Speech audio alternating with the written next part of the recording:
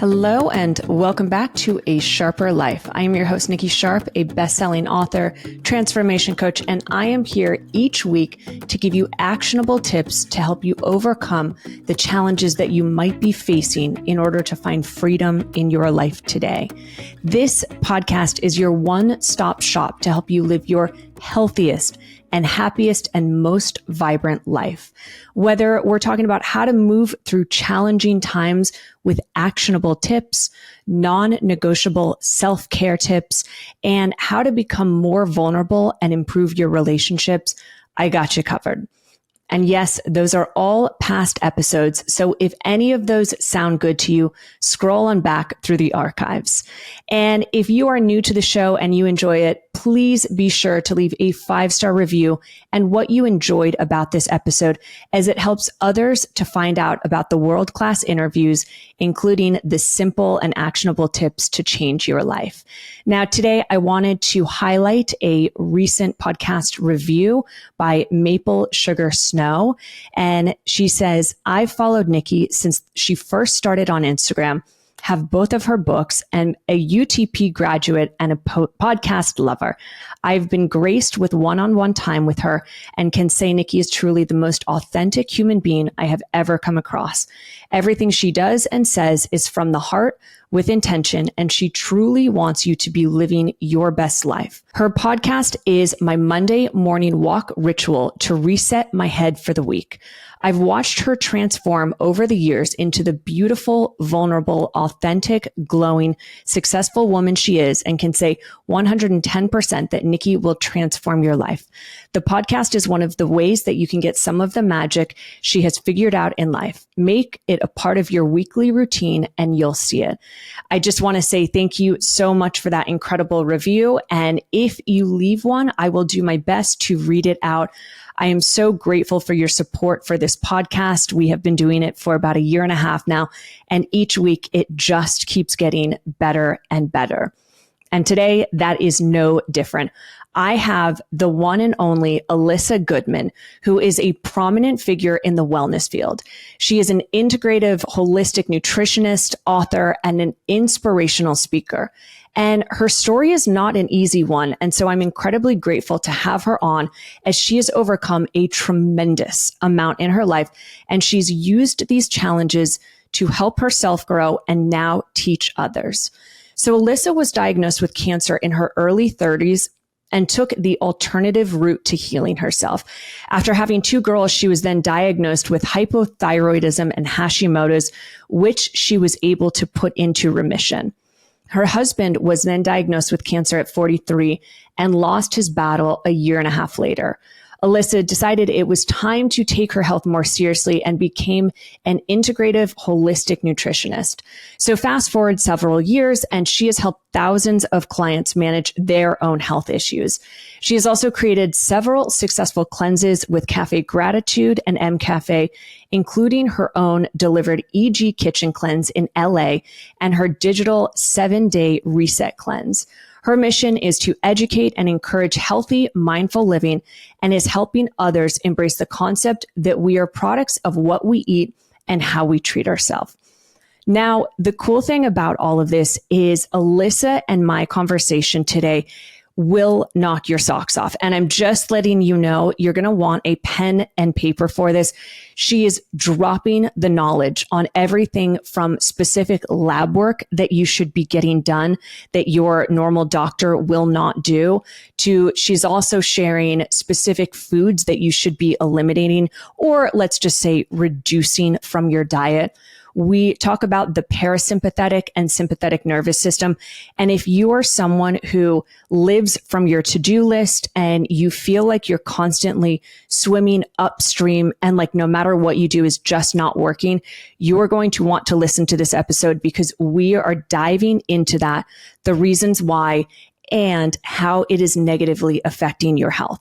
So Elissa is just sharing so much information. I'm also dropping in and giving my take on different things. And this is a really, really powerful conversation that I just know is going to transform the way you look about your health. And so without further ado, here is Elissa Goodman on A Sharper Life. Elissa, I am just so grateful to have you on A Sharper Life. You have been through so much in your life, and I'm I'm excited to hear the wisdom that you will be sharing with the audience today. Well, I'm excited to be here. You know how much I love you. So we've also both been through a lot in our life over the years. And I'm proud of both of us where we've Right? ended up. Yeah, because we really followed our passion. We followed our heart. And we've gotten to some place where we really love what we do. Amen to them. And just off camera, we were talking about how I think it was maybe like 4 or 5 years ago, we were in Aspen at a conference speaking, and you were saying, we were looking at each other being like, what am I going to do now with my life? And it's kind of how beautiful of where we both are now. And, we're always ever growing and changing. And so with that, what I would love to do is really start off with your story. And like, we know you today as this badass, this expert who's helping people. You're just radiant beyond belief, but you had to go through quite a lot to get there. So I'd love to hear in your own words, really the journey that has gotten you to where you are today. Yes, I know. I thank God I went through that journey, as we say today. I mean, it wasn't so fun going through it, but I'm 63 today, and today is not my birthday, but I'm 63. And I just always sort of start off with, I have never felt better in my entire life. So my whole life I was always playing catch up because I was always tired and behind the 8 ball. And I came into the world not healthy, not a strong immune system, plus emotionally, psychologically with two parents who were type A and some difficulty, as I'm sure growing up with people who are just, expect perfection from you. It was rough because I wasn't in that state to be able to perform. So I was always sick. And then it all accumulated at 32 when I got cancer and was diagnosed at an early age. It was an early stage of cancer, but I got lucky because I was getting a massage and the woman felt a lymph node on my collarbone. So I would not have known that I had cancer without that massage. And then I ended up getting three doctors talk to me about what I should do for the cancer. The first one was chemo, radiation, freeze your eggs, the whole gamut, go down the rabbit hole because I was 32 and young, but they hadn't even staged the cancer, but they scared the living daylights out of me. And the last doctor who I begrudgingly went to see said to me, what's going on with your life? Are you happy? Are you like stressed? Are you emotionally, doing okay? Do you have any practices in your life that keep you calm? And do you love your husband? Do you love your job? And I was like burst into tears. I'll never forget. And I was like, who asked that, as a doctor? And that was way before like this is all happening today. And I was like, no, I don't even know what happiness is. I don't know what not being stressed is. I just know that stress keeps me going and I live in a fight or flight mode. And that's all we knew really in those days. We were brought up like that. And it wasn't about self-love. That was like egotistical to love yourself in those days. So, I didn't have any of that. He said, let's get that together. And it's an early stage. And I think we can like not do all the aggressive chemo radiation. So I chose to do a little radiation because my family was freaking out on me. My choice would have been doing none, but I did do some, did the radiation, ended up getting hypothyroidism, then got Hashimoto's from the radiation. My immune system was compromised, going on to have 2 girls. And then 11 and a half years later, my husband's diagnosed with cancer, with lymphoma as well. And he was 43 and a half, did 2 bone marrow transplants, went the whole Western route. I did not. I went and started being vegan. I started juicing. I did yoga. I went into therapy. I did everything I could. LA was fabulous. I had moved from New York to LA, so it had all that to offer. And I still do all that stuff. I'm a digger and I love to like find modalities that work. And he went into the Western and he did 2 bone marrow transplants and passed away of fungal pneumonia at 45. So then I'm like, I've got 2 girls, 10 and 7 at home.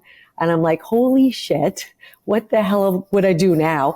I'm exhausted. Didn't know like health-wise if I was going to make it like with my energy levels to raise these 2 girls alone. And then I had to figure out how to go back to work and, get our life together. And that's when I went back and got educated in Eastern and Western medicine. And I didn't do it to be a nutritionist. I did it to help us. And that was what was so beautiful, because I did 2 years of a program that I loved. And then I started getting myself healthy and I felt good. And I learned all this stuff about how to be healthy. And then Cafe Gratitude hired me to do a cleanse for them. And I did it for about 4.5 years, handheld those cleansers, worked with naturopaths and doctors and integrative doctors and all kinds of people to like help these people with their health issues. And it was such a great learning experience I got firsthand. And M Cafe hired me to do a macrobiotic cleanse. So I was doing these cleanses that I knew nothing about cleansing. And Erewhon hired me for a short time to do their cleanse. And it was really like the education was exceptional.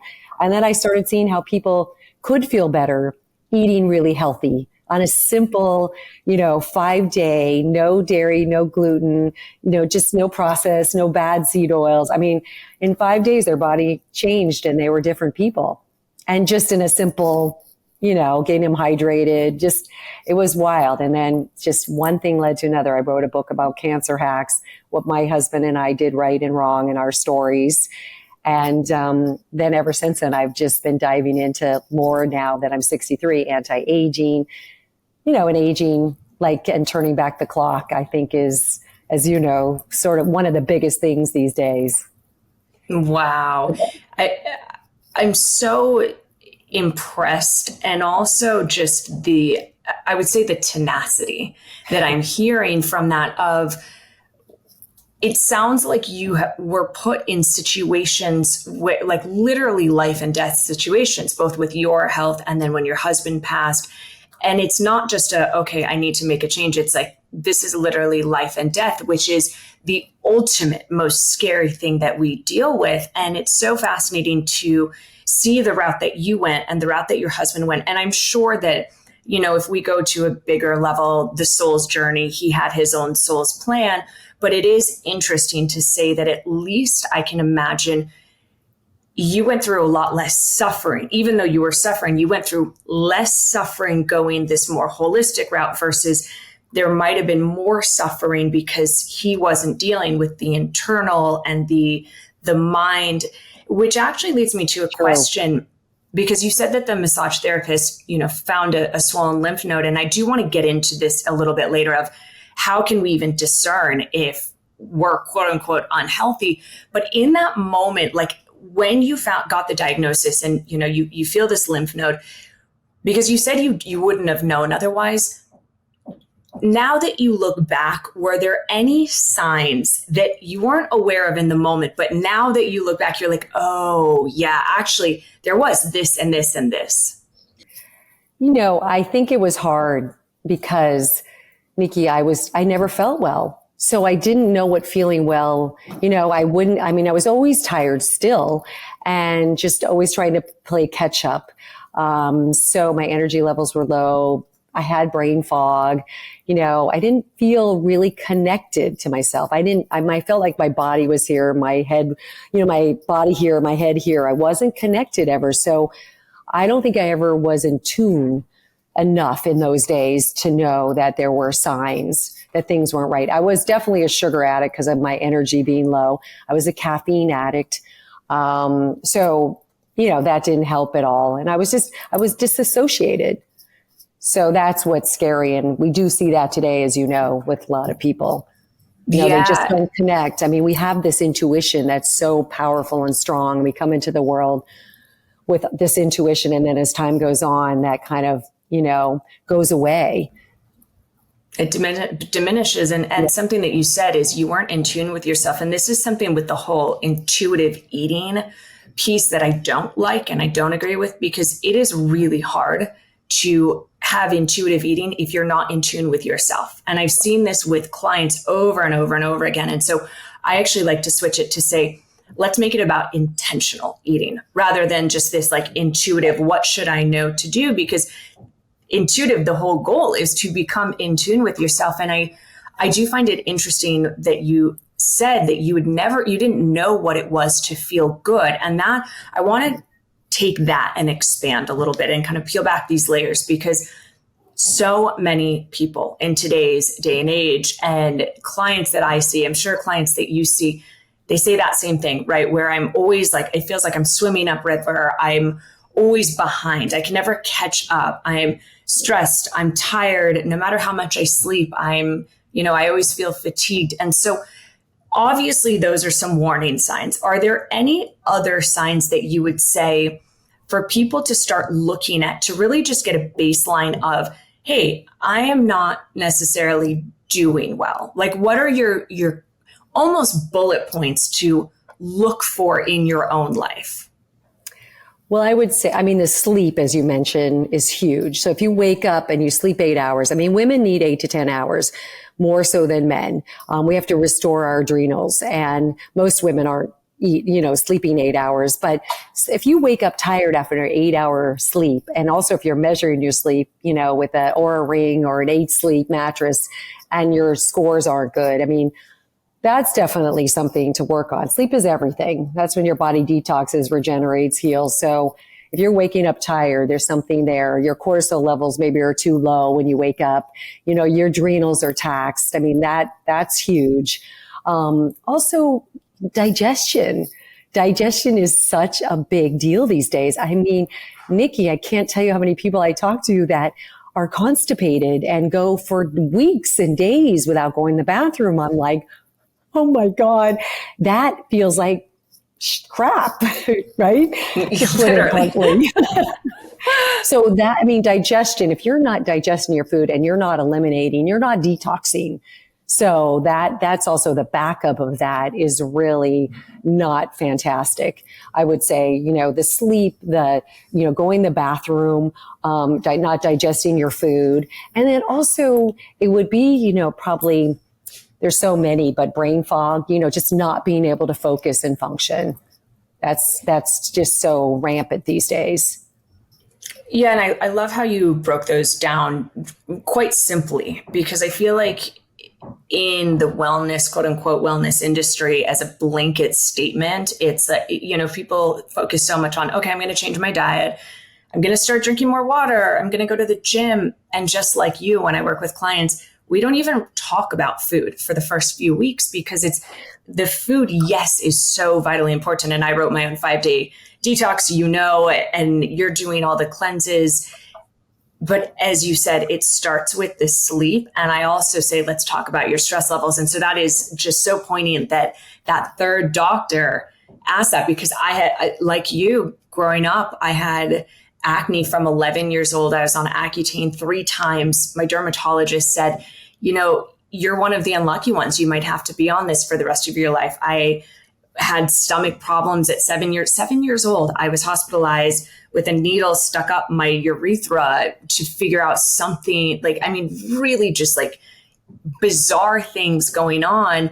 I had chronic headaches for a year where I had to take 4 Advil at 16 years old. And no one asked me, what's going on in your life, Nikki? It was like, okay, try the brat diet. Okay, do this. And so I think, both your and I journeys, it's like, we actually have to start with the basics, and the basics are you, your body, and your mind. Am I correct in what I heard you say? Absolutely. There?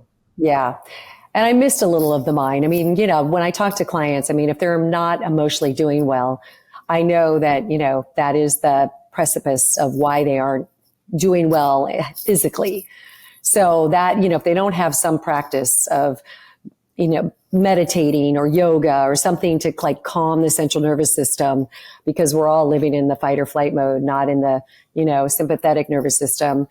That's killer. That's killing us. It's downregulating our immune system. And that's why I think meditation and all these practices have become so important. Joe Dispenza, I know you've been to, like, all those beautiful ways to like tap in and to figure out how to get yourself into a better mindset and less stress.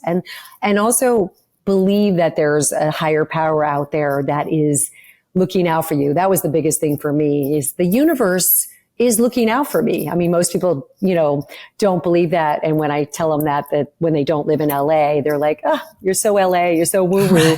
The universe is looking out for you. But once I got that and I could really fully exhale, emotionally, that changed everything. And I think that's a big part of what you're saying too. Absolutely. I'd actually like to transition a little bit into that, the nervous system. So and I'll just kind of basically explain for those listening, and then I'm going to hand it over to you because you are so incredibly knowledgeable in this. We have the sympathetic nervous system, which is fight or flight. That is where, you get someone knocks on your door, there might be a little jolt, who's there, or you get a phone call, it alerts you. And we do need fight or flight. We actually do. So the great analogy of that is in the Sahara Desert or in nature, a lion might be chasing a deer, and the deer needs that fight or flight, that sympathetic nervous system to kick in to run, to literally go and escape. And that's the energy. And so the sympathetic nervous system turns off our digestion, because in that moment where you need to go run for hell, you don't need to be digesting your food. And then you have the parasympathetic nervous system, which is rest and digest. And so that's the calming afterwards. And so in nature, after a deer runs or an animal, it will actually shake, and it shakes off all of the energy that has built up. But that's nature, right? In today's day and age, people are living in their sympathetic nervous system almost 100% of the time. So I'd love to hear you go a little bit deeper on this, on both why that is, and then ways that we can not only change it and drop into the parasympathetic, but how do we even recognize that we are in that sympathetic nervous system?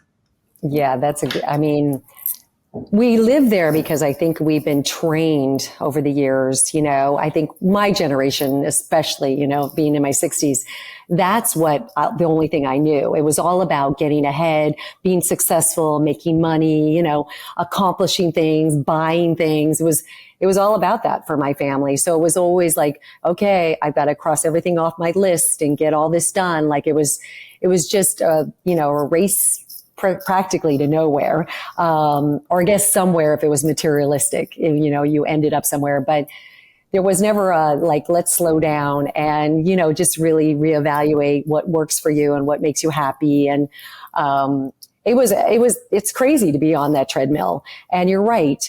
Your digestive system shuts down. All your energy goes to your extremities. And so you're not going to be digesting your food, and you're not also going to be, if you take supplements, you're not going to be absorbing them or any of that. So, and it also downregulates your immune system when you're in fight or flight mode. So, and then as time goes on, your adrenals get burned out, your thyroid gets affected, your hormones, your endocrine system just goes haywire.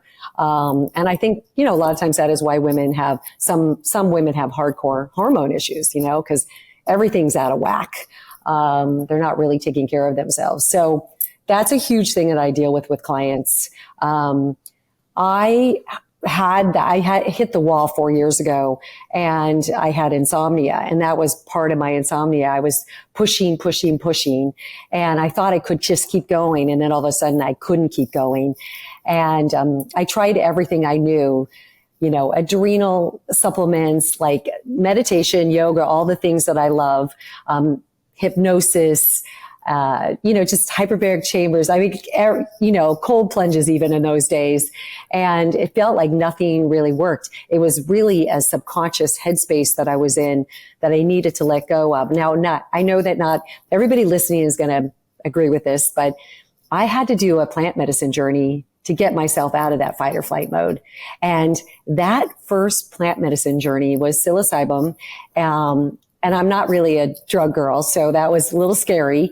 And I went into that journey, and I had intentions of what is causing me not to relax? What is causing me not to, also absorb the good things that are happening in my life? And why do I have to just keep beating myself up, or beating my head against the wall to get ahead? And in that journey, I saw that, I didn't believe the universe had my back. I believed that I was going to get sick again because I was always sick growing up. So I didn't believe that things were going to be okay. I didn't believe the girls were going to be okay. I was living in terror. I was terrified, and I didn't realize how much, I was living in that space. And on the journey, I got to relax. I got to see that everything was going to be okay. Yes, there was shit that was going to happen, but I could get through it. The girls were going to be fine.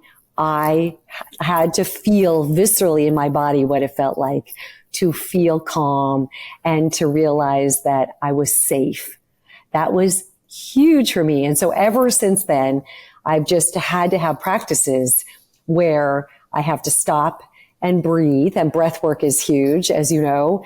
I have to tell myself, I'm here, present, I'm safe, I'm loved. I don't have to be loved by anybody else, but I have to be loved by me.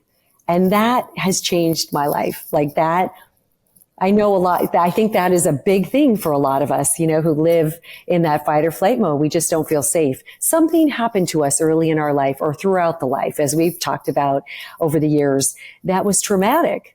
And that got us into that fear place. And somehow we need to tap into that subconscious and try to let go of that fear, whether it's hypnotism, meditation practice, breath work. You can do it without the drugs. As you know. Wow. I mean, what a story. I didn't know that actually, that you did psilocybin. Did you go to a retreat center? Was it a one-time thing, or you did it a few days, or what was the journey like? And I probably did it with someone, I probably could say his name on here, Ryan Weiss. Remember Ryan? Yeah. Mm-hmm. He was a really good friend of mine. He was my shaman, and we did it a series of times over a few years. But after that first journey, I started sleeping again, which was pretty fabulous. But there was a lot I realized that came up for me that I needed to work on. There was a lot of fears. There was a lot of subconscious thoughts that weren't working for me anymore, that were sabotaging me. And I think he did it personally with me on a personal, private, and it was fabulous. He was amazing because he was a friend. He held space for me. So, now there's so many retreats and people out there that do it these days. That was 4.5 years ago, and potentially will become legal. So there's a lot offered these days, but that changed my life in every way. I can go back to that feeling where I did feel the sense of calm and realize that I could drop into that in a very deep way. I had done therapy for years. I've done energy healing for years, but I never was able to drop into the body in a, visceral way when I did the plant medicine. The plant medicine helped me go there. And now I don't have to do it as often or, because I've experienced that feeling. So, right. And you've integrated a lot of the lessons. And it's interesting. I had a very similar experience with ketamine. And mm-hmm. I think I did a course of 5 or 6 of them. But it was the first one, much like you say, where I was like, oh my God, what am I getting myself into? And it was the most, I did a podcast episode. I think it's the second one I ever released. And it was mind blowing because, as you said, it's I saw and felt this connection to the universe that was undescribable to the human mind. And I think what happens, well, not I think, I know, but what happens in those journeys is that we get out of that conscious mind and we get into the subconscious. And in our day-to-day life, we can't just tap into the subconscious. It's 95% of our brain, and scientists have a very hard time studying it, but that 95% controls everything in our life. And what I actually really appreciate is that as we're talking, here you are, this incredible wellness expert, and as am I, knowing many of the things. And yet how interesting the conversation has actually turned to the mind and the subconscious and what are we holding in the body. And, I'd like to hear your thoughts on this, but what I experience with clients is that, and with myself as I've done the healing, that it's the food you eat. You're not actually making a decision to eat the food you're eating. That's the conscious mind. It's all coming from a subconscious place. And so, as you said, you might be having all the supplements or you might be having the cleanse, but it's not, the nutrients are not assimilating if you are not dealing with the stress in your body. And so with that being said, what's your recommendation on someone who's listening to this and they're like, okay, hey, I can resonate with 1 or 2 or maybe all of those pieces. what do you recommend on like, how does someone start? Because there's so many tools and things and stuff and modalities. I know. Where do we start? I know that. So I work with this woman. I work with a couple of healers. One is she's on Unplug and Insight Timer on the meditation apps. Excuse me. And her name is Camilla Sacradalarup. And she is one of the most incredible humans. She's a hypnotist and a meditation person. And you do a session with her. A lot of clients do. And like an hour session with her, she taps right into your subconscious. Everybody has a different thing going on with their subconscious.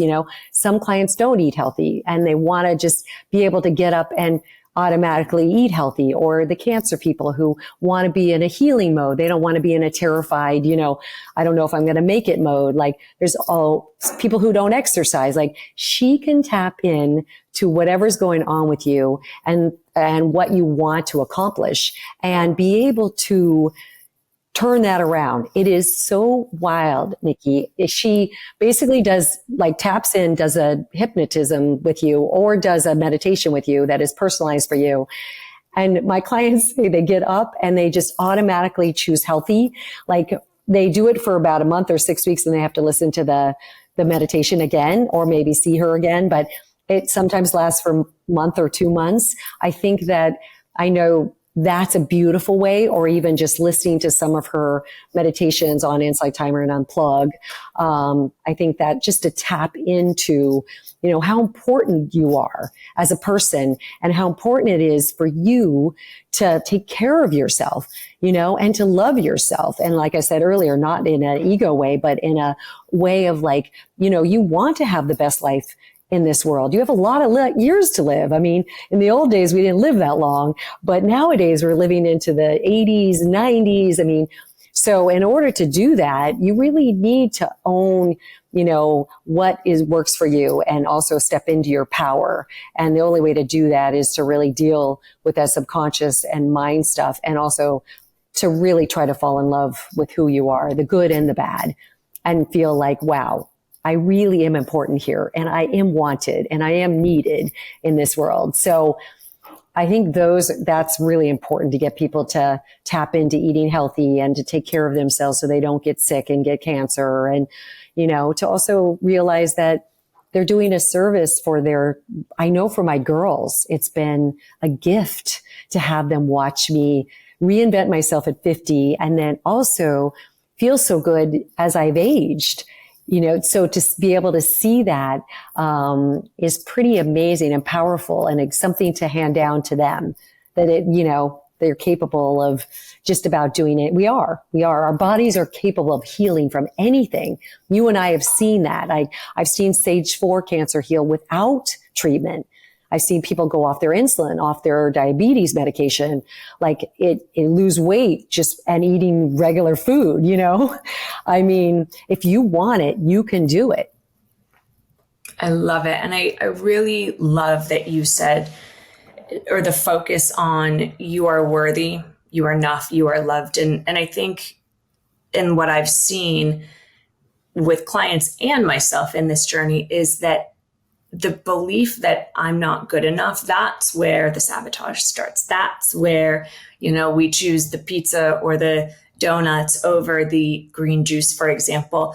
So I really appreciate that. I would love to hear your take. Obviously, you and I are both massive fans on doing cleanses, detoxes. Now, I'm sure both of us have similar views that some are healthy, some are not. There are a few naysayers out there saying, and even doctors saying, no, you don't need to do a detox or a cleanse. Your body is doing the thing that it's meant to do. What are your viewpoints on this? And what would you say to those, the quote unquote naysayers, or those who just think, I don't need to? Right. I would say that probably, we are on the same page with this. I believe, we talk about, cleanse gets a bad word, it's a bad, it really is sometimes I wish I could rename my cleanse. But it really is about eating real food, going back to the basics of taking out anything inflammatory that doesn't agree with you, or the typical sugar, too much sugar. We all eat too much sugar. The dairy, we know we can't digest, cow dairy usually. The gluten, some people don't have a problem with gluten. Some people do, right? Some people have a problem with nightshades. Some people don't. So we again have to go back to tapping into, what is my digestion saying after I eat that? Do I not feel good? Do I have brain fog? Do I have major sugar cravings? I'm just giving these people on my 5-day cleanse, over 50 different vegetables in 5 days. Like, who can say they can have the consciousness of like choosing 50 different vegetables in 5 days? So we want to give them all of these just to see how, to see what it feels like to eat a plant-based diet. And by the way, I do eat animal protein, but my cleanse is more plant-based, just to give them a break from animal protein. Some of the cleansers do add animal protein to it, but it really is, your body knows how to digest real food. It doesn't have bad seed oils. It's not processed. It has, the cleanse has very little sugar, no gluten, no processed or any, I would say it's like really easy to digest food, salads, soups, tonics, lattes, homemade super seed bar. In 5 days, your body can reset very quickly with taking all those bad things out. So that's what I consider a cleanse. I mean, some of my cleansers say, like, I've never eaten so much food in 5 days and I've lost weight. Holy cow, that was crazy. So again, it is giving your body what it needs, the nutrients. I try to get people to eat 8 to 10 cups of vegetables. My clients, their eyes glaze over, like, how the hell do I do that? But on the cleanse, it's super easy. I really am just trying to get nutrients into people, get them hydrated, the basics of stuff that they already know too, right? Don't you think? A lot of people you talk to, they know they should be hydrated. They know they should be eating more vegetables. They know if they're not breaking down animal protein, they need to probably be taking some enzymes to help break down, that saturated fat from the animal protein or all of that. So that's what my cleanse is all about, is really just fueling, nourishing, nurturing people. And I love the soup part because it's nurturing, it's nourishing. So that's, my belief system. I hate starvation. I hate deprivation. There are people that can do well on it, but most people don't do so well. Yeah, agreed on that. And I would say too, because we have similar cleanses in the sense of it's plant-based, taking out certain things while adding. And I think the emphasis of adding in all the things that your body needs. What I say to people too about, whenever someone comes to me and says, oh, you don't need a cleanse. It's, well, at some point, do you wash your car, right? Do you go to the washer and you have it vacuumed? It's like, of course your car can continue running, but it will run better if you clean it. And so that's the same as the body. And it's just like anything else. You can do it like a social media detox. I always find when I do those and I go offline, I always say I'm going to do like 5 days and I end up being like 4 weeks. And I'm like, oh, I don't actually want to get back online.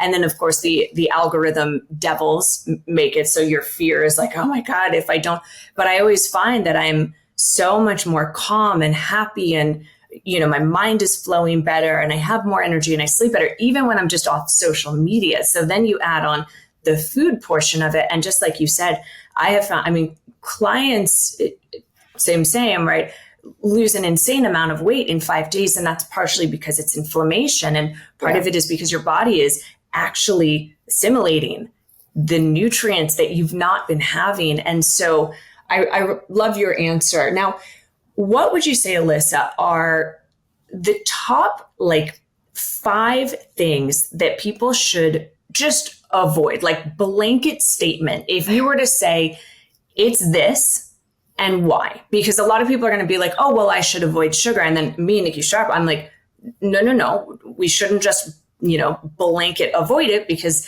that goes into other things like orthorexia. But if you had to kind of sum it down, what would you say for this? I would say you just need to watch your sugar intake. You're right. Sugar does give us energy. Some of it is good for us, but we overdo the sugar.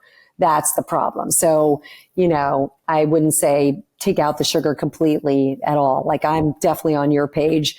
Same with the gluten too. You got to watch, if you don't digest it and you don't do well with it, or if you have some celiac or, something to do with gluten intolerance, but you go to Europe and you can eat gluten, of course, right? So you just got to pay attention to what is you're digesting and not, and what your, gut is telling you after you eat a meal. I really don't like cow dairy for some reason. That's like a no-go for me, because most people don't feel good after cow dairy. I take them off cow dairy and they're better, like in 3 days. So, I don't mind sheep and goat. So if you like cheese, there are other alternatives. Those bad seed oils are so inflammatory. And let's talk about that actually really quickly, because this has become more and more prevalent. And I'm seeing, little Instagram graphics like before, after seed oils, and, the person is bigger. Can you tell us what is a seed oil and why is it bad, and what sort of foods are they normally found in? So they really are highly processed oils, and they're cheap oils, like sunflower and, some canola, and they're only like olive oil's good, avocado oil's good, even some walnut oil is good, but they're really the, cheap oils that people use to cook with, especially at the restaurants. They're full of omega-6s. So that's the inflammatory. And we never have a balance really of omega-3 is, lowers inflammation. Omega-6 raises inflammation, and omega-9 sometimes do as well. So, it's really in the processed food and in restaurants. You got to be careful. I mean, not saying that you can't have processed food once in a while and you can't eat out to restaurants, but when you're home, try to eat, use grass-fed butter or ghee or olive oil or, avocado oil, coconut oil too, but it can be, very high in saturated fat and can raise your cholesterol to some degree if you're overdoing it. But the other oils I do not use at all. Good to know. And then in terms of, let's say someone is battling inflammation, what are the key signs to even know if you have inflammation in the body? And then what are the either tools or supplements or foods that you would recommend? That's a loaded question. A lot of times you can tell, by inflammation, just by puffiness. You feel puffy, right? the face is puffy, the body's puffy. Also brain fog is inflammation. I think that, not digesting and having bloating and gut issues is a bit of inflammation. So, I'm actually now doing blood work on clients since January, and I test their systemic inflammatory markers with the HSCRP number. It's a highly sensitive C-reactive protein. I'm seeing a lot of very high CRPs, which is, not good, because then I can really see the inflammatory markers in their body too. Also testing nutrient deficiencies like omega-6s and 9s and, how it's comparing to omega-3s as well to see what they need. But inflammation, I feel like, the important inflammations are omega-3s are huge supplement wise. I always am taking omega-3s, like high doses, 1200, 1500 to 2000 a day, because I don't think we get enough of that. And then I love curcumin, or curcumin, however you want to say it. But I think, it's an antiviral, antibacterial, antifungal, antioxidant, amazing for inflammation if you're not on a blood thinner.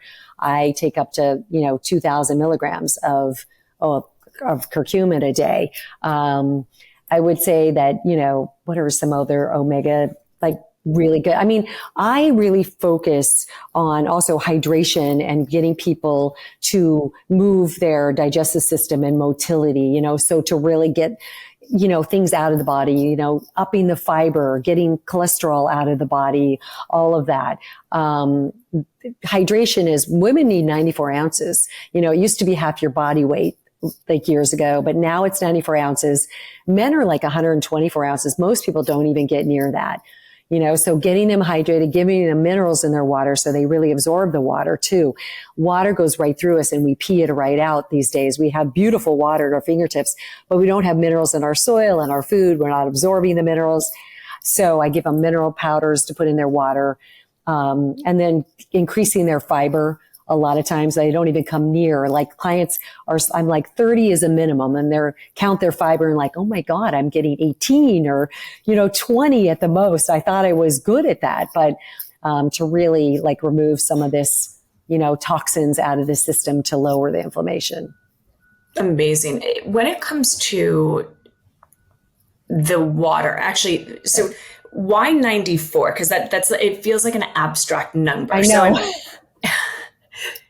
Do you know why? Like, what was the science behind that? I can't remember like the science that I read that it was, that we needed. I know 94 and 124 for men. 94, apparently that's what it is. So then, in terms of, because I noticed this, I drink a lot of water. I pee a lot. Mm-hmm. Now, there are times where, just as you're saying, for how much water I'm drinking, I actually don't necessarily feel as if I'm hydrated. Like, I'm dry, my mouth feels parched quite often. So I was thinking about that recently I feel like I should be doing I already double filter my water. So when you say putting minerals in the water, what are specific examples of a supplement or a brand that you like, and why do we put that in? Yeah, that's a good question. Cause I'm a little obsessed with this company called Ultima Replenisher. Have you heard of them? Probably over maybe the years. I have to look at I'll go look at afterwards. So they have magnesium, manganese, potassium, sodium, zinc, C. They have an array of like great minerals that help the water go into your cells. You do need minerals to help water go into your cells. If you eat complex carbs, that's loaded with minerals. So that also is helpful. You take a pinch of sea salt if you don't want to buy a mineral powder. Pinch of Himalayan sea salt or black, Celtic salt, you put it in your water. That's full of minerals. That also is helpful. It'll give you energy. It'll help you absorb the water. I always use this analogy, like I'll get on a flight to New York and I'll get a 32-ounce bottle of water and put that Ultima Replenisher in there, just a travel packet. It is sweetened with stevia, which I, don't love. So I dilute it like crazy, but I swear to God, Nikki, I will not have to get up to go to the bathroom that whole 5-6 hour flight. It's wild. Yeah. I'll get up to stretch my legs, but I won't have to, and I'll be energized and like, it's great for jet lag. I mean, that's my favorite mineral powder. There's tons of them out there. Element, is more sodium based, this one just has more of the magnesium, potassium, manganese, the other minerals as well. I love their array of the balance of that, not just the sodium or the chloride. So that's great. I love that. And I will take this on as a challenge. And actually, maybe I'll do a little, maybe this will come out in a few weeks and I'll do a tester to see, and maybe I'll do a little insert here to see if that's actually, what my experience is. Cause I'm doing a lot of travels in the next few weeks. And I do find, I'm drinking a lot, I'm peeing a lot, and I'm like, but I personally love water. Yeah. And I think I've trained myself. So I also crave water because I just love it. And I think that's a big portion to the wellness. Just having a quote unquote healthy life is you have to train yourself to love the things you're doing, because if you don't like water, you're not going to drink it. And so I agree with so just finding. So many people don't love water. It's wild to talk to them. I know, and have you ever heard of Holstein, the water company? They got this family discovered this water. They searched for about 10 years. The mom is a scientist and they found the water in the Austrian Alps. They do not pump it up. It comes up naturally. It has to be the best water I've ever had in my entire life. It's called Holstein, Hallstein. You'll have to check it out. It's alkalized. It also has oxygen in it. It's oxygenated. They don't pump it up. It never sees the light of day. Was that your cat? Yeah. For those listening, my sweet little kitty just jumped up and is like rubbing all over the microphone. It looks like that was a leg, or was that? Yeah, she's trying to come and say hello. She's a cute so one. Sweet. Speaking of actually water, I know that you recently did your blood work and you found a lot of heavy metals in it. And you said that you attributed that to tap water. Now, I'd love to get into this because there's obviously we need to get people just drinking more water. And so I try to tell people, hey, let's make this step of not drinking enough to at least, you don't need to go get the filter and all this because we want to take away barrier to entry to just, just start drinking more water very quickly. Then we can, do those bridges. But it's also making me think a little bit like, oh, should I really be telling people to drink tap water? But then you also have other experts saying, no, but they put minerals in it. So what's your view, and based on your lab work, about tap water? Yeah, it was really weird because I have a reverse osmosis little sink water that I use a lot. I put the water in my coffee maker. I make tea with it all day.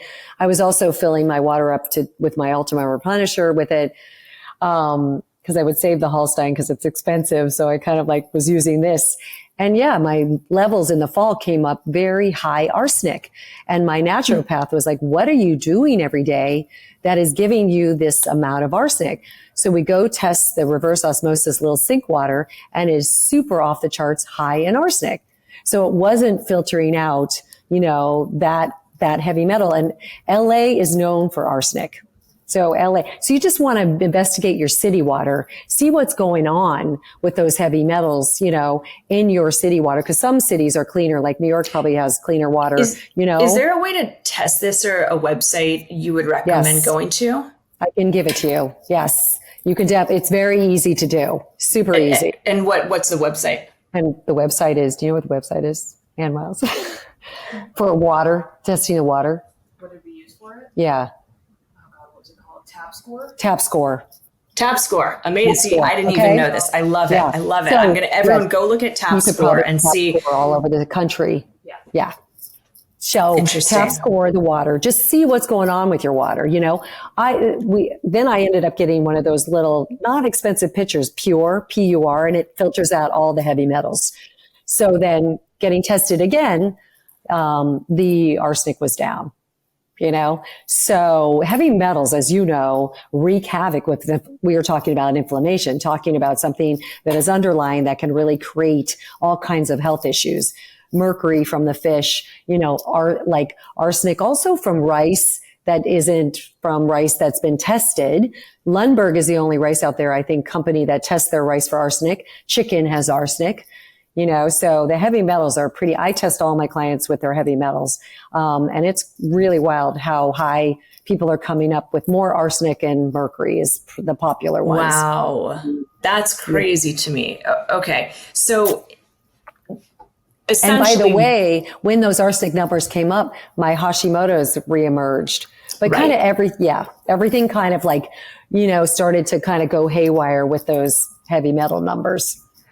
Interesting. Okay. So it sounds like, really get a filter. And I've also read and seen a lot of research that filters like Brita don't actually do anything.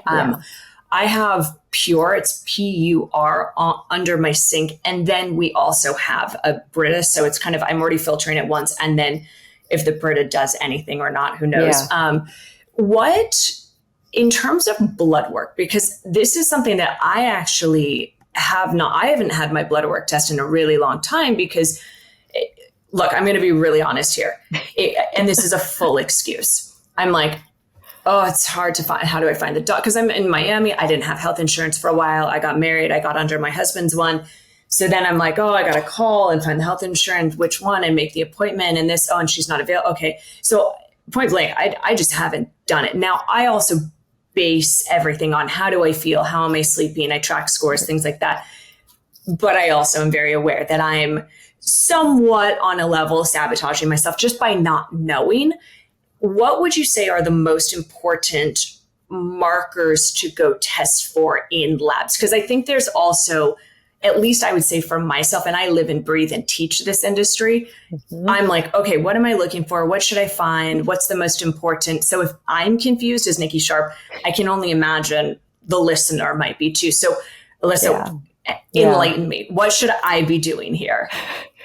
It is confusing, because I would get blood work from doctors and they barely tested anything. They'd be a CBC with differential, and they do a TSH, which is a thyroid marker. They wouldn't do the full thyroid panel.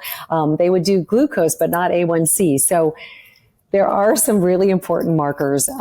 Vitamin D is crucial. So Nikki, if your vitamin D is in over 50 on your blood work, you're not going to feel cognitively good, functioning at your highest, or have some really energy and drive, and also immunity. I mean, it's also important for gut health, but everybody's under 50 on the blood work. That you probably don't have a problem in Miami with the sun and being outside, but a lot of other places people don't get that, and they're also wearing sunscreen. So vitamin D is crucial. And I've noticed even getting people's vitamin D up has helped their cholesterol go down, because vitamin D is very important for cholesterol. So also blood sugar markers, yes, like fasting glucose and A1C, but A1C is the most important one. That's a 3-month marker of your blood sugar. Everybody's A1C is 5.3, 5.4, 5.5. It's supposed to be 4.8 to 5.0. So that's been fascinating. Ferritin levels, which is your iron storage, in the teens or even below. That's supposed to be 90.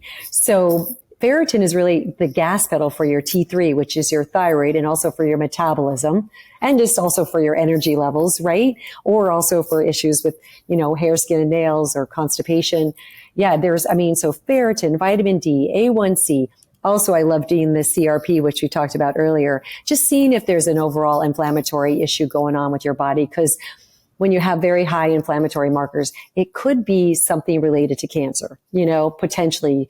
And then there's also, I love the heavy metals. I love doing hormones on people. Even people in their 30s, the doctors won't do hormones because they said, why? Because you're too early, you're too young to be in perimenopause or any of that. But there's markers like DHEA, which is a precursor to the hormones, or pregnenolone. They're both coming from the adrenals, and they could be taxed, and you could just supplement with those and be a different person, because your adrenals could get restored, and then your hormones could be, precursors could help balance those hormones before you go into perimenopause. I mean, it is, and cholesterol too. There's certain numbers. Yes, you do the LDL, HDL, triglycerides, but you can look and see if you have genetic markers for high cholesterol, or you can look and see if you have, big fluffy molecules of cholesterol, which isn't bad, which is not, if they're high and it's nothing to worry about. But if they're small and dense molecules of cholesterol, it's a little bit to be worried about. So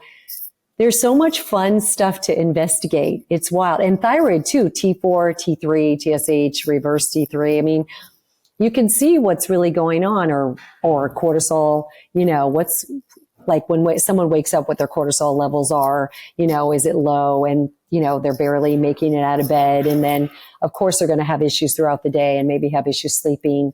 There's just, it's so, I don't know how I get into all of that, but I love the blood work. I mean, it is, and also B12s are low, even though people are taking B12, they're not absorbing it. So there's a lot of fun stuff. Yeah. And looking at lymphocytes, monocytes, because everybody has Epstein-Barr virus, every viral issues. Plus with the COVID, that has really raised people's Epstein-Barr or viral loads because they had COVID, and they don't realize they're dealing with now a kind of a chronic viral issue that's raised its ugly head and not gone down again. Not is that lowered. What you would kind of say, is the long COVID when it? Yeah. Okay, yeah, interesting. When that viral load has reemerged and is causing all kinds of havoc. Yeah. Interesting. It throws everything. Oh my goodness. You're inspiring me to just get my shit together and go get my labs done. Okay, that's it. Yeah. Fine. You convinced me, Elissa. Fine. You twisted my arm. Right. So with that, I ask every guest, and I'd love to hear, what are your top 3 tips on how to live a sharper life? My top 3 tips are what we talked about a lot on this podcast. Finding a way to love yourself is so crucial, to love every part of you. And you're not going to love every part of yourself. So I'll take that back. Just to love who you are and that you're important in this world is hugely important.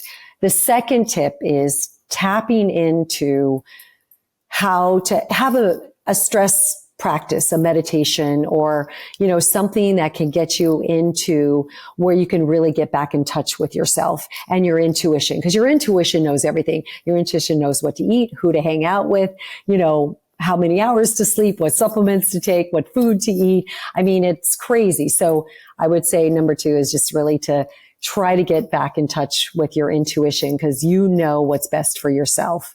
And I would say the third one is, you know that I'm a huge juicer.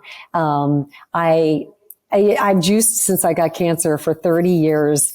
When I was 32, I got cancer. So I never add any fruit to my juices, but that's how I get a lot of my vegetable intake in. Sometimes I juice, sometimes I just throw those vegetables in a blender, and I drink them. And I just absolutely think that has been life changing for myself, as well as my skin, my vitality, to get those nutrients at a cellular level, has been just super powerful. Amazing. Thank you so much, Elissa. I will put all of your links and everything in the show notes. Please, as you're listening to this, go follow Elissa. She is incredible. And I really can't recommend, especially your Instagram enough, because you just provide so much free, insane value that if someone were not even to work with you, which I hope they do after this, I learned so much every time that I watch your videos. So I just want to say thank you so much for not only being here today, but really showing us that when you go through a journey, it might be tough, it might be challenging, and it might be literally life and death. And there is always something on the other side if you stay positive and learn and grow. And you're just such an inspiration to me, to your clients, to everyone else. So I want to say thank you for being here and literally being here, leading us in the way. So thank you, Elissa. Well, you just totally made my week, my day, my week, my month. It was such a pleasure to be on with you. And I feel the same way about you. Very much so. I love being with like-minded people. I got so lucky when I entered this space 10 years ago or 13 years ago now, that I got to meet people like you. There was a small community of us that were looking for the same thing, striving for the same thing in our life, right? For a better life, for a peaceful life, for a life full of, we're just always searching for something that is going to make us feel good and make us better people. And I think, or just loving people and compassionate people. And I feel like you're part of my tribe. Thank you. You're such a special one. And thank you, the listener, for being here, I hope you took something away. Please share this episode with anyone that you feel might benefit or value from the information. And until next week, here's to a sharper life.